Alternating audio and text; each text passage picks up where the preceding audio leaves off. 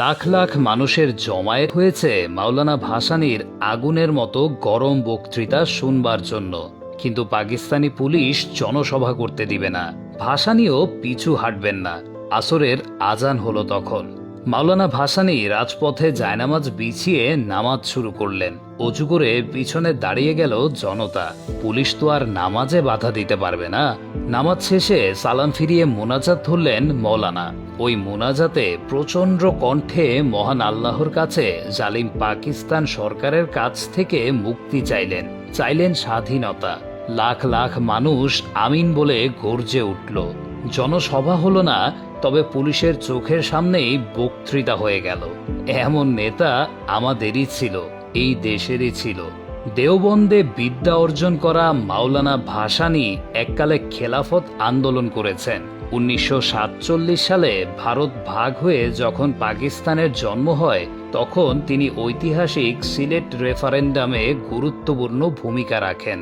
সিলেট রেফারেন্ডামের সাফল্য থেকে সিলেট তৎকালীন পূর্ব পাকিস্তানে সংযুক্ত হয়। যাদের হাত ধরে আওয়ামী লীগের জন্ম, তাদেরই একজন এই মজলুম জননেতা মৌলানা আব্দুল হামিদ খান ভাসানী। তবে পরবর্তীতে এই আওয়ামী লীগ থেকে তিনি নিজেই বের হয়ে এসে গঠন করলেন ন্যাশনাল আওয়ামী পার্টি। এককালে তিনি ব্রিটিশদের বিরুদ্ধে লড়াই করেছেন। শেষ বয়সে লড়াই করেছেন পাকিস্তানিদের বিরুদ্ধে। পাকিস্তানিরা তাকে ডাকত কাফের মাওলানা। হায়, স্বাধীনতার পক্ষে লড়াই করলে কাফের হয়ে যেতে হয়। 1969 সালে গণ অভ্যুত্থানে তিনি সামনে থেকে নেতৃত্ব দেন। এই গণ অভ্যুত্থানের ফলে স্বৈরাচার আইয়ুব খানের পতন হয়। এত বড় মাপের নেতা হয়েও তার ব্যক্তিগত জীবন ছিল নিতান্তই সাদামাটা। জীবনে এত বেশি জুলুম নির্যাতন সহ্য করেছেন যে তাকে মজলুম উপাধি দিতে ভুল করেননি দেশের মানুষ। 1957 সালে কাগমারি সম্মেলনে তিনি পাকিস্তানের স্বৈরশাসকের বিরুদ্ধে ঘৃণা ভরে বলেছিলেন, ওয়া আলাইকুমুসসালাম। সেই কথা আজ অমর হয়ে গেছে।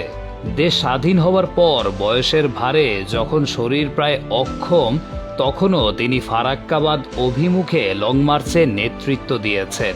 তিনি আজীবন লড়াই করে গেছেন গণতন্ত্রের জন্য, কথা বলার স্বাধীনতার জন্য, নিজের দেশের জন্য। তার রাজনৈতিক দর্শনের সাথে স্বার্থের মিল থাকে না বলে অনেকেই আজ তার অবদানকে ভুলতে বসেছেন। তাকে প্রাপ্য সম্মান দিতে কার্পণ্য করছেন। তবে ইতিহাস এদের ভুলবে না।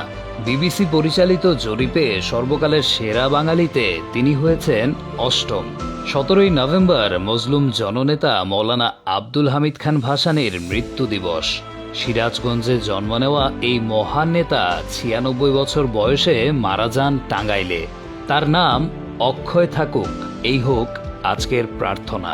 প্রিয় ভিউয়ার্স, ভিডিওটি আপনার কাছে কেমন লেগেছে কমেন্ট করে জানাবেন।